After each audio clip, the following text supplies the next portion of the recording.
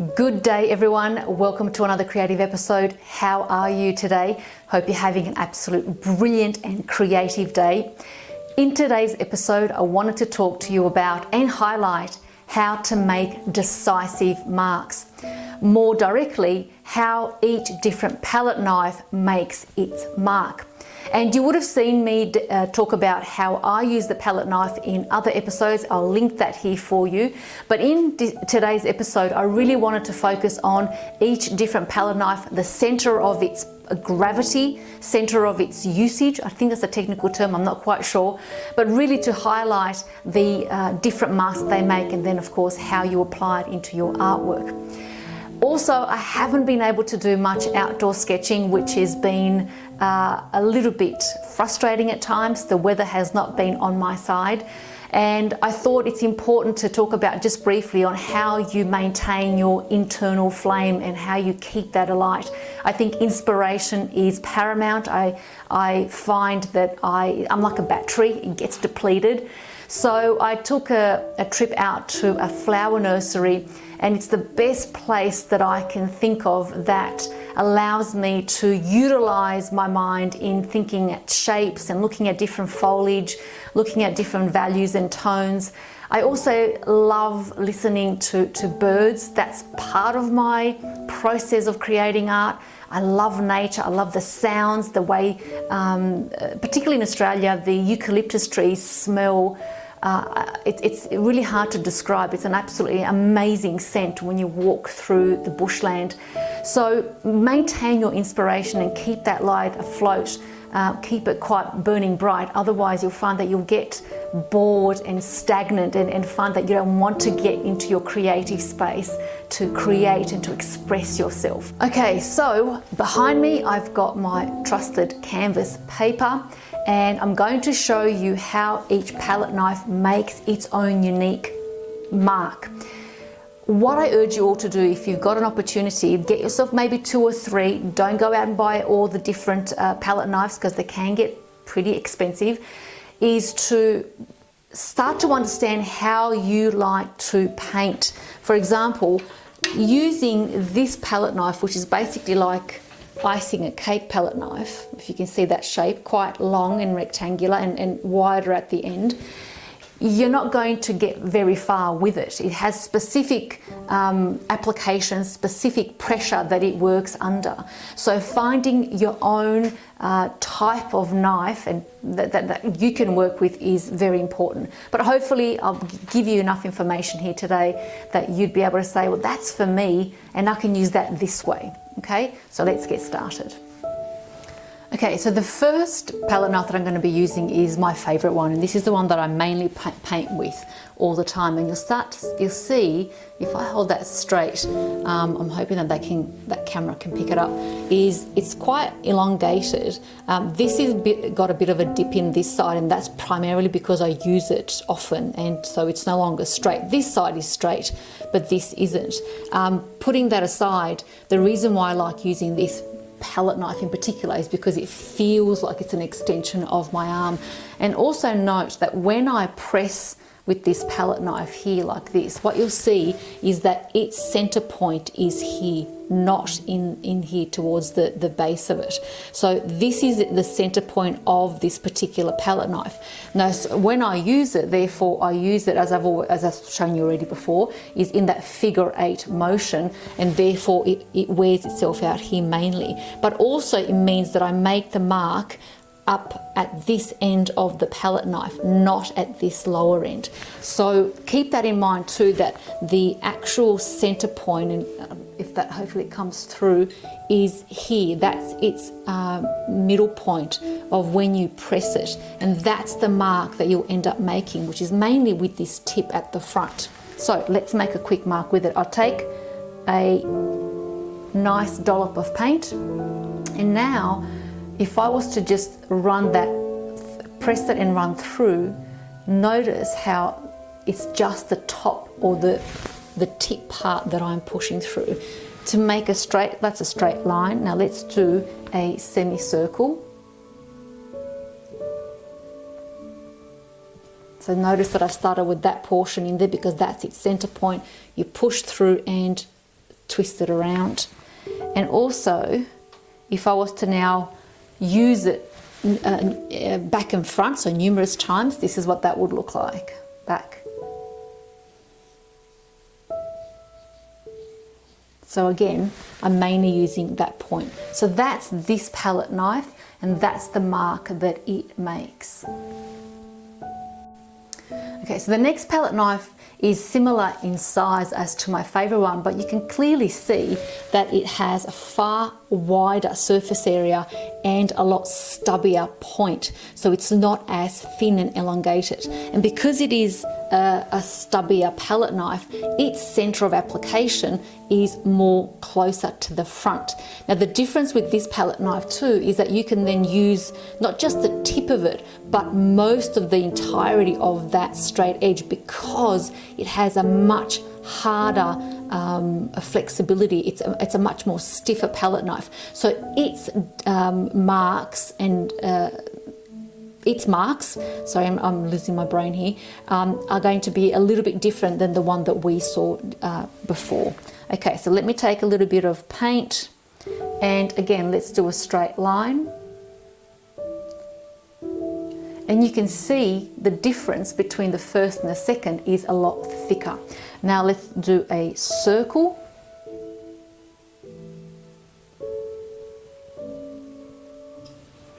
And again, I'm able to have a far thicker line at the same time, because the tip is not as flexible as that first palette knife.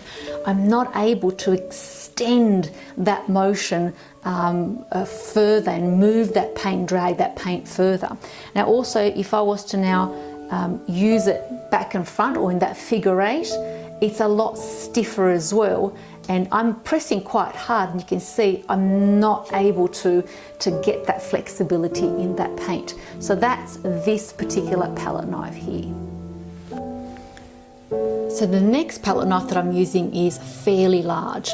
Its center point is again closer to the tip of its shape, nowhere near on this end. And it's quite self-explanatory, primarily because of its shape and how you can use it.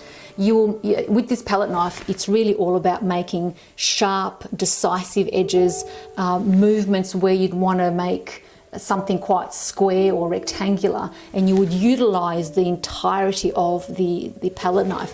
But again, let's look at how it would look like and how it would behave with a straight line, a curve, and then continual usage.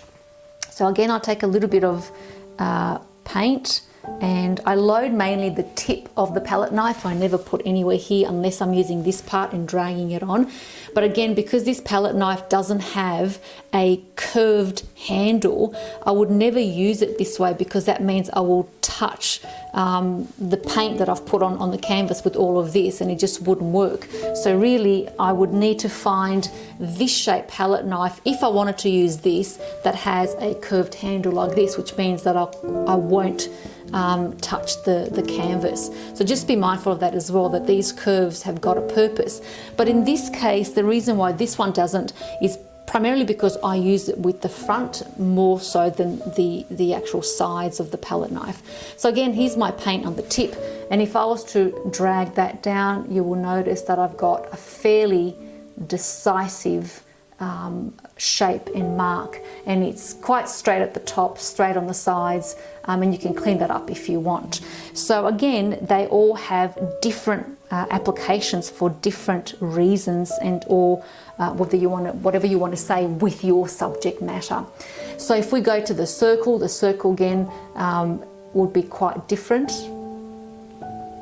And because, again, it's got a larger surface area at the end, that's its center point at this end here, you can see that I will be dragging all of that paint through. If I was to use this palette knife in a figure eight consistent motion, again, it would have a far different way of behaving. And because it hasn't got that flexibility, what you'll notice that mostly it does, it's almost like swooshes from side to side to side. I'm not able to exactly lift that palette knife and do a figure eight. The paint is a lot thicker, than what it is here, and I have a lot more trouble distributing that paint and blending it in using the wetting to wet technique. Again, it might not be for this application, but certainly for these two at the top, it's quite useful. The next palette knife is probably, I would say, a longer version of that, and again it's quite wider at the closer to the handle, the point that it's wider, and it tapers right to the tip, and the tip is rounded, it's not pointy at all, versus in this little one here, the tip, it does actually get quite pointy. So again, the center point of this palette knife is closer to this end up here. So this particular palette knife makes marks quite different. Again, just because it's longer does not mean that it makes that size of a mark. You can use it depending on how you apply the pressure. However, you've got the option to make this size mark if you want to. But again, this then becomes more of a technique movement, whether or not you want to, depending on how much pressure you want to apply on that palette knife. So let me take a little bit of paint, and you'll notice that I've taken paint just to the top end of the palette knife. And if I was to hold the pressure down, it would be quite irregular because it hasn't got that stability as does this flat palette knife here. So why would you use this? This is really handy when you want to have a large coverage area. So if you notice me again, I'll place another mark and continue to just move that palette knife back and forth if I've got a large area to cover. That's what I would mainly use this particular knife for. Now let's make a circle and see how that behaves. So if I was to hold that down fairly loosely, not a lot of pressure, and then move that around. Again, I like the fact that it's got a tip, and I'm able to then carry that and extend the note of that paint right through. Again, similar with the way that these two palette knives are able to behave as well. And then if we take a little bit more paint and see how it would behave with the figure 8, I would say that the flexibility would be quite nice, but because it's quite long and thin, I find that as I move, the paint tends to stay at that top end and then disperse as I drag the paint through. I quite like that because then if I had another color underneath, that means this top color will seamlessly blend through if I was doing a dry brushing technique on top of whatever I've had underneath, or at the same time if I was working wetting to wet, whatever color I had underneath would blend in quite nicely. Last but not least is this palette knife in my toolbox. And again, size-wise, it's probably the same as this one here. Its only difference is really that it's one long size, maybe a little bit tapered towards the end with a round edge right at the end. Again, it has similar capabilities as this particular palette knife. Its center point is a little bit more closer towards the handle versus with this one it was more closer towards the tip. Again, it's more of a big mover. It's me using it around wanting to move a lot of paint or cover a large surface area. But it has the capability of being flexible, which I quite like, versus again this particular rigid flat palette knife. So let me take a little bit of paint. Again, I've got on the tip, and it's quite a substantial amount. And if I was to hold a little bit, not a lot of pressure, you'll find again that it has an irregular application, or at least the way that I like to apply pressure. If I was to put a little bit more paint on there, I can then again adjust that and then slowly start to move that around and cover the necessary surface area that's required. So if we then take a bit more paint and see how it behaves with a circle, again holding it down pressure wise, and I'm able to extend that again purely because of its pressure point. How it will behave in the figure 8, you can almost guess from what you've seen here, but let's do that again. Take a little bit more paint and start to apply it in that figure 8. So yeah, it keeps the paint right at the top, but then slowly disperses it as I move through the painting. So that's the different palette knives. Let me just attach this last one on the board so you guys have got an example. And really it is a matter of now, you know, no matter how many times I show you how they behave, I can honestly say with certainty you have to start to practice and play with the knives yourself in order to feel how they behave and what the pressure feels like on the canvas and what the paint feels like as you apply it on the canvas. Okay, now let me do a quick demonstration of what it would look like if you were to apply a different color on top of what we've already put on here, and what that looks like and how you can, you know, work the palette knife when you work wet into wet. I'm hoping that this is going to translate on my camera, so here we go. Okay, so in this section, using my favorite palette knife for that first part, and again, notice how light and gentle I move things about. Again, you'll see that that is turned from blue, which is this here, into green. And that's the beauty about working wet into wet or applying colour on top. For example, you can then maybe just go halfway and not fully into the brown, so you still have the blue exposed, but now you've got a bit of green mixed into there. Let's go to the next palette knife, which is the more rigid one. Same thing again, you'll see how I'm moving my knife in the figure 8, and again it's blending on top if I fully want to incorporate that color, or if I was to lightly just brush over the top, then it's really making sure that I get soft edges but maintaining that blue and the orange quite separate, and you can see the difference between the two up here. Moving on to the next one, which is that flat version, again taking on that blue on top, and maybe this time I want to run it in a different direction, and you'll notice again how it makes the rigid mark here and quite maintains that blue, but as I apply pressure I've got that bit of green mixed in there. Same thing with the semicircle or that circular motion again, and let's see what it looks like if I was to completely move it from side to side, and it creates almost like the water reflections. Again, it maintains the blue, but it now mixes it with the orange, and we get a green in there. Moving on to the next palette knife, if I was to now maybe say vary the direction of my palette knife, which again really is very important. If you keep your palette knife directions in one up and down motion, you'll find that the composition gets quite dull quite quickly. So by varying your direction of your palette knife motion, you get that variety, that interest for your painting. So again, notice how the blue has mixed in with the orange, and we've got that green, and it almost feels like the green is dancing on top of that orange. Same thing with that circular motion. Again, we might want to go on top of it and come on the other side, maybe incorporate a little bit more.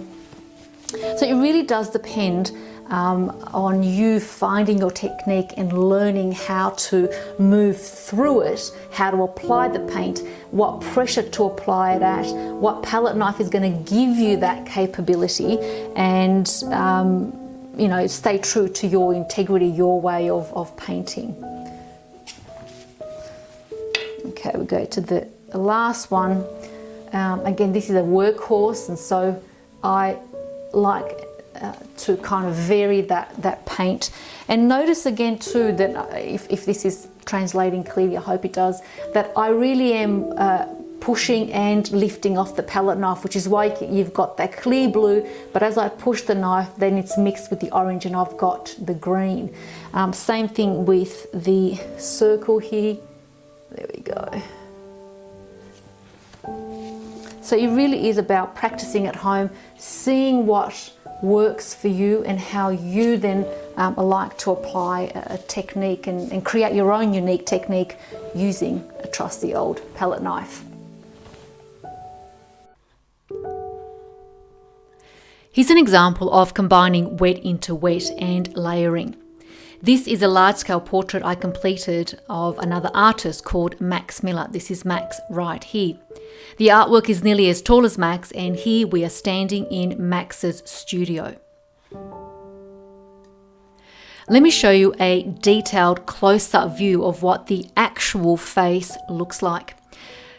This is a detailed view of the painting process when I painted Max of the face. And if I zoom into his left eye, what you start to see is no longer a particular identification of whether it's a nose, a face, an arm. In this case, of course, you know that it's the eye. But what tends to happen at such a detailed close-up view, our mind no longer is interested in what we're looking at. Rather, it starts to look for shape, color, light, and dark. And you can start to see that underneath there is a deep or a much more darker purple. On top, I've placed a lighter pink tone. You've got blurry lines in this section.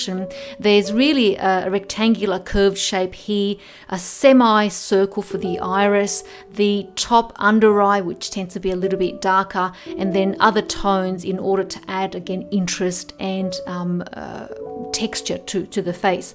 If I zoom out again from that particular eye, we can now start to see that the composition is making a lot more sense. So if you're going into the full painting right here, I mean, there is no chance that you could see this detail of this section of the painting unless you see the painting in person and you're able to then deconstruct and understand and fully take in the whole palette knife process in how this was painted. Let's take a closer view at the hands on this particular portrait painting. The hands are quite interesting because they need to tell the age of the figure that you're painting. In this case, what I decided to do is to apply layering and dry layering over the initial base color that I had in there. If I just zoom into this particular section here, you can see just how many different values, lights and shade, colors and tones I have. I mean, there's one up here, there's an underneath layer, this is different layer up here, and these up here you can see this particular palette knife stroke just sits on top of this light purple layer underneath. I think this aspect is important, or this particular technique, if you're wanting to paint with a palette knife, it gives you the ability to be able to imbue emotion into your artwork without necessarily compromising on how you like to paint. And again, if you're looking at the bigger painting itself, you simply can't see any of that detail in the hands until you physically go as close as you can to the painting. Here's another commissioned portrait that I completed of a wonderful gentleman. Again, looking at the portrait directly, your mind really is combining all the different values and tones. It doesn't go into the depth of how this was painted. Again, if you've got the opportunity to see it up front and in situ, you'll be able to see all that detail. But let me take you through the detail and highlight some wonderful points. You see here we're looking at, again, the left eye of this particular portrait. If I zoom in, you start to now instantly decipher and decode all the different tones and values and shapes. The further in we go, the less we are now able to identify what we're looking at as some object or be able to name it. We now really do start to look at shapes, soft edges, color, value and tone. And you start to see how every single paint layer has been methodically thought about and placed on top of every single other layer that has come before it. This is important because, again, it adds texture. If I scroll down, now we can see the different layers sitting one on top of the other, where it's layering and working wet into wet. You can see here it's a very soft edge. There's no harshness to it. Same with these particular strokes that have been made up here. Let's look at other shapes. For example, on this particular portrait, if you're looking at this section up here, you'll start to see a very bold palette drag. I don't know what you can call that, a swoosh, a swash, no idea, but it gives a portrait, or at least what I'm attempting to denote here is movement. As I move to the bottom section of the ear, again, you'll find that I've dragged some of the paint from here onto that background. Again, it's giving the portrait the idea that it's moving his head from side to side. Let me take you into a little bit more detail to highlight what this looks like. There's the ear that we're just looking at, and if I zoom into this particular area, you start to see just how much different applications of paint and color and technique I've put into it. This here is more of a hard edge. As you can see, different paint mixed directly onto the canvas. You can see in this section up here, there's more of a dry brushing, so that layer must have been dry beforehand. In this section here, we've got more of a soft edge versus the hard edges that you see in other parts. If I go back to the original painting, this is what we're just looking at. And again, this is something that I'm very conscious of, that whilst on a bigger scale it might not make such a big difference, but it's the small movements that we make that add to the value of the entire portrait that we paint. Let's have a look at this particular portrait here, which is of a very young man that I painted a couple of years ago. Straight away, the thing that you notice is just how soft his skin is. The focus and intention here was to really create youthful textured skin. Even though it was painted with the palette knife, I'd placed a huge amount of focus into making sure that it didn't have any hard edges unless I wanted to emphasize the particular area. And if you see, the more I move into this particular portrait, you start to see the variety of different tones and values, but also just how well blended and smooth those edges are. Let's go to a detailed view, and you see here, this is the left ear. Again, you'll see the swoosh that I've made in order to give the head motion and movement. But more importantly, as I zoom in, you start to see just how many different tonal values exist in this particular skin. In some areas, as you see here, the warmer tones I've dragged across into that cooler, again, just to give interest and texture to the actual portrait. Otherwise, it tends to feel a little bit monotonous, and it's what I said before in the demonstration. You want to be able to vary how your palette knife moves and not just have one direction and one movement for the palette knife. And as I zoom out, again, you kind of lose sight of that detail because it no longer stands out in a negative way. Go back to the full portraits, and now we see that how well it blends into this young man's face. In this detailed view, I wanted just to quickly highlight that whilst everything is blending seamlessly, I do sometimes like adding pop of color, and in this instance you see this teal green on the corner of the eye as well as the purple to highlight that there is obviously depth to the eye and in between the nose and the eye. And again, if I move into a closer view, you can start to see just how many different values and color tones exist in just that eye area. You start to see here how there's a soft edge on the top of the eyelid. Again, it's more of a softer edge.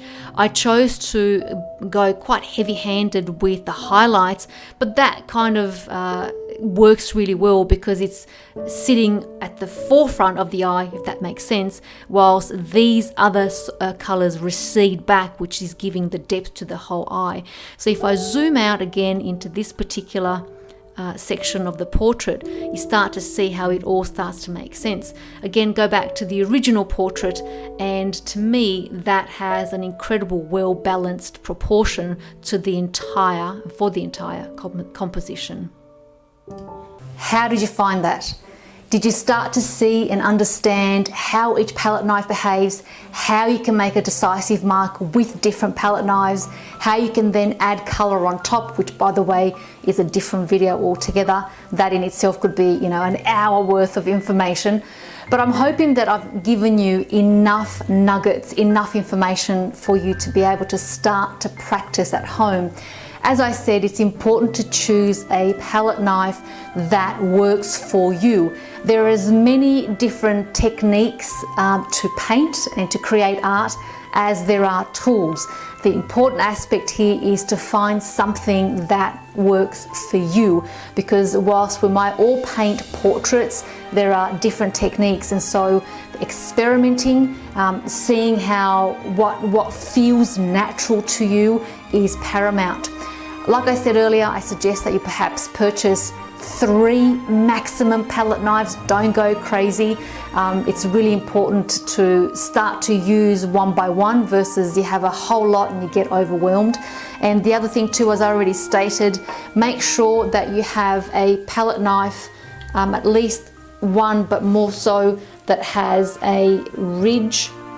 Let me just, here you go. So it's got that ridge in there, and all that ensures and all that does for you is it makes sure that when you put the palette knife onto canvas, your hand here does not touch the canvas. So that's really, really important to keep in mind. But suggestion would be, if you're really desperate and you say, I don't know where to go, I don't know what to buy, is start off small. Please note that painting with a palette knife uses a lot of paint, so I would suggest that you start painting small pochard size artworks. Don't go big, don't go to a size that's going to be overwhelming for you. It's just going to get you more frustrated. So practicing how to move the palette knife, something similar to this here, and how paint behaves, I would highly recommend. And the more you get comfortable with paint, the better and more proficient you'll become. My second point that I really quickly want to mention also is having good paint. Being able to do this and to move paint about requires that you have really good paint.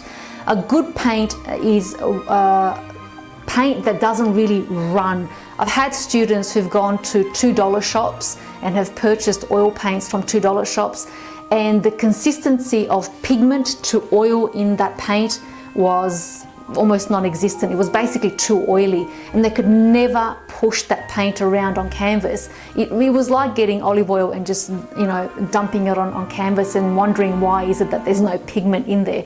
So high quality grade paint is paramount.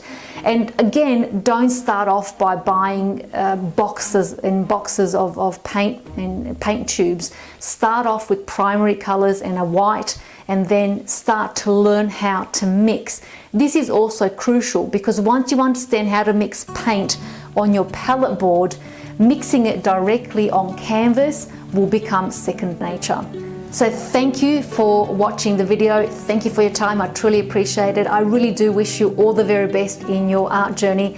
And as I said before, practice, practice, practice. And as always, I want to leave you with this. My favorite quote is that while you're in this world, you are the light of the world. You matter, you are important, and you are enough.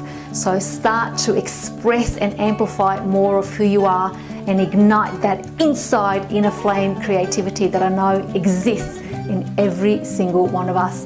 Until our next creative journey, thank you for joining me. Please remember to subscribe and like the video. It will help me immensely. Thank you guys. Until next time. Bye.